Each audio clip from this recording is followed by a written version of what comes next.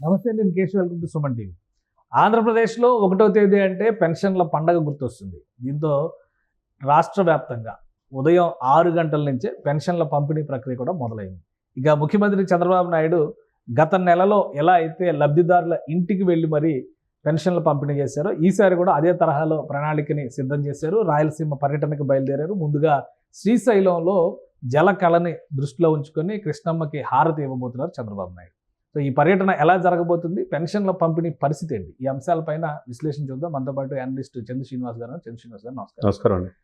ఈ రోజు షెడ్యూల్ చేసినటువంటి ప్రోగ్రాం అంటే ప్రతి నెల పెన్షన్ల పంపిణీ అనేది ఒక బాధ్యతగా ప్రజాప్రతినిధుల సమక్షంలో జరగాలని ప్రభుత్వం ఒక నిర్ణయం తీసుకుంది. రాష్ట్ర వ్యాప్తంగా ఉదయాన్నే మొదలైంది. ముఖ్యమంత్రి గారు మధ్యాహ్నానికి అక్కడ చేరతారు కాబట్టి పూజలు ఈ కార్యక్రమాల తర్వాత ఆయన ఇచ్చేటువంటి బట్వాడా కార్యక్రమాన్ని ఆయన చేపడతారు. ఎలా జరుగుతుంది రాష్ట్ర వ్యాప్తంగా ఈ కార్యక్రమం? డెఫినెట్గా అండి. ఉదయం 9:30-10కే దాదాపు 40-50% అయిపోయిందంటే, అంటే సాక్షాత్తు వాలంటీర్ లేకపోయినా యంత్రాంగం ఎంత సమర్థవంతంగా పనిచేస్తుందో మనం చూసుకోవాలి. ఇప్పటివరకు 2,417 కోట్ల రూపాయలు ఈరోజు పంపిణీ చేయబోతున్నారు. దాంట్లో భాగంగా ఒకవైపు ఏంటంటే, ఈయన చంద్రబాబు నాయుడు గారు 2 జిల్లాల పర్యటనలో భాగంగా శ్రీశైలం వెళ్ళటం, మల్లన్న సాంప్రదాయంగా ఆయన పంచకట్టుతో వెళ్ళాడు, మల్లన్న దర్శించడం, తర్వాత కృష్ణా జలహారతిని ఆయన స్వీకరించిన తర్వాత గుండుమల్లలో ఆయన ఎన్టీఆర్ భరోసా పెన్షన్లు ఇవ్వబోతున్నాడు మధ్యాహ్నానికి. ఏదైనా కానీ ఇచ్చిన మాట ప్రకారం క్రమం తప్పకుండా 1వ తారీఖుకే పెన్షన్స్ ఆ పెంచిన ఏదైతే ఉన్నాయో 4,000 రూపాయలు మొత్తం స్లాట్స్ కూడా 4,000, 6,000, 10,000, 15,000 సిస్టమేటిక్ ఇవ్వడం అనేది, అంటే ఆర్థికంగా చాలా ఇబ్బందుల్లో గురైన ఆంధ్రప్రదేశ్లో వీళ్ళు పెన్షనర్స్ దాని మీదే జీవనోపాధి, దాని మీదే బతకాలి కదా. వాళ్ళు ఇబ్బంది కలగకుండా ఏ విధంగా అయినా కానీ చేయటం అనేది ఈ కూటమిని, ముఖ్యంగా టీడీపీ, జనసేన, బీజేపీని మనం అభినందించాల్సింది. ఇదే సమయంలో రాష్ట్ర వ్యాప్తంగా మీరు అన్నట్టు క్షేత్రస్థాయిలో కన్సల్ట్ ఎమ్మెల్యేలని, ఎంపీని ఇన్వాల్వ్ చేయటం, అధికారుల దగ్గరుండి ఫంక్షన్స్ పంపిణీ చేయటం, లేకపోతే పిఠాపురంలో నాబాబు గారు వెళ్ళి ఆ బాధ్యత తీసుకొని ఆయన, హరిప్రసాద్ గారు వీళ్ళంతా పెన్షన్స్ పంపిణీ చేయడం అనేది, అంటే 1వ తారీఖు వస్తే డెఫినెట్గా మా జేబులో డబ్బులు వస్తాయి, మా చేతిలో డబ్బులు ఉంటాయి అనే భావన పెన్షన్దారులతో ఉన్నదనేది మనం స్పష్టంగా, అంటే సూపర్ 6 అని చెప్పని ఇవన్నీ చెప్పారు, ఎన్నికల హామీలు చెప్పారు, ఏది అమలు చేయలేకపోతున్నారని విపక్షం ఆల్రెడీ మొదలుపెట్టింది 2వ నెలలోనే.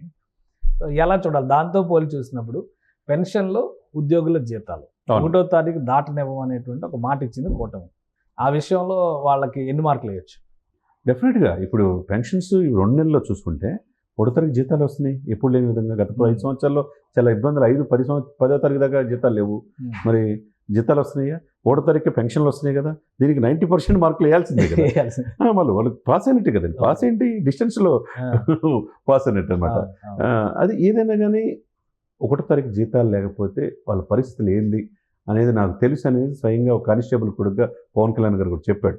1వ తారీఖు మీకు మేము ఎన్ని ఇబ్బందులు ఎదురైనా, ప్రభుత్వం ఎన్ని ఇబ్బందులు ఎదురైనా 1వ తారీఖు జీతం వచ్చేటట్టు మేము చేస్తామన్నారు. దానికి తగ్గట్టుగా జీతాలు ఇవ్వటం ఒక మంచి పరిణామం. ఉద్యోగ సంఘాలంతా హర్షిస్తున్నారు. అదే సమయంలో పెన్షన్దారులు కూడా ఎక్కడ లేని విధంగా, మీరు అన్నట్టు దాదాపుగా ఎన్ని లక్షల మంది ఉంటారండి ఈరోజు? 64 లక్షల మందికి. మామూలు విషయం కాదు కదా సార్. ఇప్పుడు ఉన్న 4 కోట్ల మంది జనాభాలో 64 లక్షల మందికి పెన్షన్స్, ఒకవైపు అప్పులమైపోయిన ఆంధ్రప్రదేశ్లో క్రమం తప్పకుండా 2,417 కోట్లు ఈ రోజు రిలీజ్ చేయటం అంటే మామూలు విషయం కదా.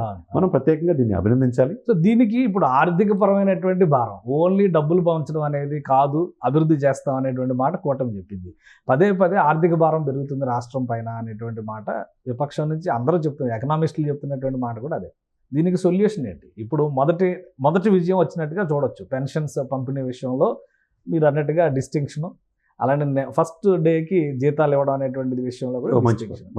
నెక్స్ట్ ఫైనాన్షియల్ బర్డెన్ని ఏ విధంగా ఎదుర్కోబోతుంది ఈ గవర్నమెంట్? ఇది ముఖ్యమైన క్వశ్చన్ అండి. డెఫినెట్గా 10.5 లక్షల కోట్ల అప్పులు ఉన్నాయి ఆంధ్రప్రదేశ్. ఈ 10.5 లక్షల కోట్ల అప్పుకే 6-8 వేల కోట్లు వడ్డీలు ఇవ్వాలి. ఇది ఎక్కడి నుంచి తీసుకురావాలా అనేది ముఖ్యమైన ప్రశ్న. లేకపోతే మీరన్నట్టు 6 గ్యారెంటీలు, ఉద్యోగులు మెగా డిఎస్సీ అన్నారు, 16,000 పోస్టులు నోటిఫికేషన్ ఇచ్చి ఆ ప్రాసెస్లో ఉన్నారు. 2 అన్నా క్యాంటీన్లు 15వ తారీఖు నుంచి పునరుద్ధరిస్తున్నారు. 3 ల్యాండ్ టైటిలింగ్ యాక్ట్ అంటే పూర్తిగా రద్దు చేశారు అనుకోండి. రాజముద్ర, అందులో జగనన్న ఫోటో తీసేసి రాజముద్ర వేశారు. లేకపోతే స్కిల్స్ సెన్సెస్ అనేది తీసుకొచ్చారు, పెన్షన్స్ అనేది తిరిగిస్తున్నారు. ఈ పాయింట్ ఆఫ్ వ్యూ ఏంటంటే ఇప్పుడు ఆర్థికంగా బర్డెన్ అనేది ఎక్కడి నుంచి తేవాలి? సో అంటే ఇప్పుడు 6 గ్యారెంటీల్లో మాక్సిమం పోర్షన్ కవర్ చేస్తున్నారంటారా? కవర్ చేస్తున్నారు కదా. చేసే క్రమంలో ఒక్కటే ఎక్కడంటే వీళ్ళకి బర్డెన్ అంతా ఏంటంటే పెన్షన్స్, జీతాలు ఇష్టం. ఈ ఎక్కడి నుంచి తేవాలి? కేంద్ర ప్రభుత్వం ఆదుకోవాల్సిందే. ఇప్పుడు వాళ్ళకి కావాల్సిన నిధిలో ఇప్పుడు నిన్న పవన్ కళ్యాణ్ గారు ఒకటి పనికి ఆహార పథకంలో ఆయన వల్ల 54,000 మందికి అదనంగా పని దినాలు పెరిగినాయి. అదేవిధంగా కేంద్ర ప్రభుత్వం ఇచ్చే నిధులు రాజధాని ఆ మేరకు నిధులు కూడా పెరుగుతాయి. పని దినాలు పెరగడం అంటే నిధులు పెరుగుతాయి. ఆ నిధులు పెరగటం అనేది ఒకటి. తర్వాత ముఖ్యంగా ఏంటంటే ఇండస్ట్రీస్ రావాలి. ఇప్పుడు 2 నెలలుగా అయింది కాబట్టి ఇప్పుడు మన మచిలీపట్నం కేంద్రంగా ఇండియన్ ఆయిల్ రిఫైనరీ రాబోతుంది, భారత పెట్రోలియం. దానివల్ల 60,000 కోట్లతో రాబోతుంటే దాదాపు 50,000 మంది ఎంప్లాయ్మెంట్ వస్తుంది. ఎంప్లాయ్మెంట్ ఎప్పుడైతే స్టార్ట్ అయిందో వాళ్ళ కుటుంబాలు బాగుంటాయి. దాని మీద జీవనోపాధి అన్ని వ్యవస్థలు కూడా మనీ అనేది ఫ్లో అవుతూ ఉంటుంది. ఇకపోతే టూరిజం డెవలప్ చేయాలి. గోదావరి జిల్లాలతో పాటు కానీ టూరిజంని ఇమ్మీడియట్గా యాక్షన్ తీసుకోవాల్సింది ఏంటంటే వీళ్ళకి ఇమ్మీడియట్గా ఆదాయం రావాలంటే టూరిజం వెసులుబాటు కల్పించాలా, మంచిగా పర్యాటకులను ఆకర్షించేట్టు చేసుకోవాలా. ఎందుకు తీర ప్రాంతం ఉంది కాబట్టి చేసుకోవాలా. ఇకపోతే ఐటీ పరిశ్రమ, ఐటీ మినిస్టర్గా లోకేష్ గారు ఆల్రెడీ ఇతర దేశాలతో మాట్లాడుతున్నారు కాబట్టి ఐటీ ఇండస్ట్రీస్ అన్ని కూడా వృద్ధి చేస్తే కనుక డెఫినెట్గా ఫ్లో అవుతుంది మనీ. ఆ మనీ ఫ్లో అయినప్పుడు ఒక చోట నుంచి ఒక చోట డైవర్ట్ చేసుకున్నా జీతాలు ఇబ్బంది లేకుండా ఎప్పుడైతే మనం ఇస్తామో, పెన్షన్లు ఎప్పుడు లేకుండా ఎప్పుడు ఇస్తామో, ప్రధాన ప్రతిపక్షాల్లో సైలెంట్ అవుతుంది. ఇప్పుడు ఆల్మోస్ట్ 4 నెలలకి దగ్గర 1,30,000 కోట్లతో ఏదో బడ్జెట్ పెట్టి ఆల్రెడీ ఆర్డినెన్స్ కూడా పాస్ చేశారు. ఫుల్ బడ్జెట్ పెట్టడానికి భయపడుతున్నారు. ఈ స్కీమ్లన్నింటినీ జస్టిఫై చేయలేవనేటువంటి ఆవేదన ఉంది. అందుకే ఈ ఆర్డినెన్స్ డ్రామా ఆడుతున్నారు కూటమి నేతలు అనే విమర్శ ప్రతిపక్షం చాలా గట్టిగా చేస్తుంది. ఎంతవరకు అంటే దీన్ని ఒకటే అండి, ఇప్పుడు మీరు చేసిన తప్పులు గతంలో చంద్రబాబు నాయుడు గారు దిగేటప్పుడు 2.5 లక్షల కోట్లు అప్పు ఉన్నమాట వాస్తవం మీకు తెలిసింది. ఆయన చెప్పాడు. ఇప్పుడు ఎంత ఉంది? 10.5 లక్షల కోట్లు అని సాక్షాత్ గవర్నర్ గారు చెప్పారు. అంటే 8 లక్షల కోట్లు అప్పు చేసింది ఎవరు? సంక్షేమం మాటన మేము బటన్ నొక్కే పథకాలు ఇచ్చారని కానీ అభివృద్ధిని మర్చిపోయారు. మరి ఇన్ని లక్షల కోట్లు ఇస్తే ఎందుకు రోడ్లు లేవు? ఎందుకు పోలవరం పూర్తి కాల? ఎందుకు స్పెషల్ స్టేటస్ తీసుకురాలేపారు?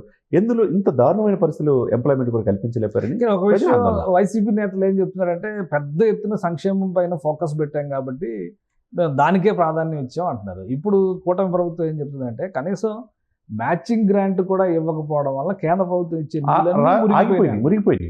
అంతే కదండి. అంటే ఇప్పుడు ఈ ప్రభుత్వం మ్యాచింగ్ గ్రాంట్ ఇవ్వగలిగితే ఇటువైపు సంక్షేమం చేస్తూ మ్యాచింగ్ గ్రాంట్లు ఇవ్వడము, అలానే డెవలప్మెంట్ ఇండస్ట్రీస్ని తీసుకురావడం, రెండింటిని బ్యాలెన్స్ చేయడానికి అవకాశం ఉంటుంది. కరెక్ట్ చెప్పారు. ఫస్ట్ సంక్షేమం మాటను అభివృద్ధి మర్చారు కాబట్టి చివరికి 11 సీట్లకి ప్రధాన ప్రతిపక్ష హోదా లేకుండా చేశారు.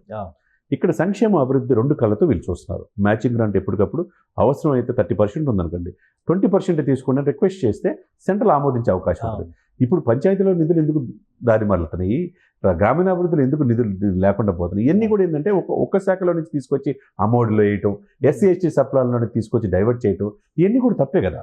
ఇవన్నీ కూడా లేకుండా ఈ 2 సంక్షేమము అభివృద్ధి 2 కళ్ళతో చేసినప్పుడు డెఫినెట్గా ఇటువంటి లేకుండా దీన్ని ఓవర్కమ్ అయ్యి ముందుకెళ్ళే అవకాశం ఈ కూటమికి ఉంటుంది. సో పెన్షన్స్ టార్గెట్ 48 అవర్స్ 2 రోజుల్లో మొత్తం క్లియర్ చేయాలని అయిపోతుంది. అంతే, డెఫినెట్గా పూర్తవుతుంది.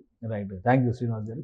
ఇది ఆంధ్రప్రదేశ్లో పెన్షన్ల పంపిణీ అనేది పెద్ద ఎత్తున ఒక పండగ రీతిలో జరుగుతున్నటువంటి పరిస్థితి ఉంది. దీనికి ప్రణాళికాబద్ధంగా రాష్ట్ర ప్రభుత్వం ఏ జిల్లాకు ఆ జిల్లా కావాల్సినటువంటి వనరుల్ని సమకూర్చింది. అలానే జీతాల విషయంలో కూడా ప్రభుత్వ ఉద్యోగులకి మొదటి తేదీనే జీతాలు పడే విధంగా జాగ్రత్తలు తీసుకున్నారు. అభివృద్ధి, సంక్షేమం రెండింటిని బ్యాలెన్స్ చేయడం ద్వారా కేంద్ర ప్రభుత్వ సమన్వయంతో అనుకున్న లక్ష్యాలు సాధించే దిశగా కూటమి ప్రభుత్వం అడుగులు వేయడంలో మొదటి 2 నెలల్లో డిస్టింక్షన్లో పాస్ అయిందనేది చందు శ్రీనివాస్ గారు చేస్తున్న విశ్లేషణ.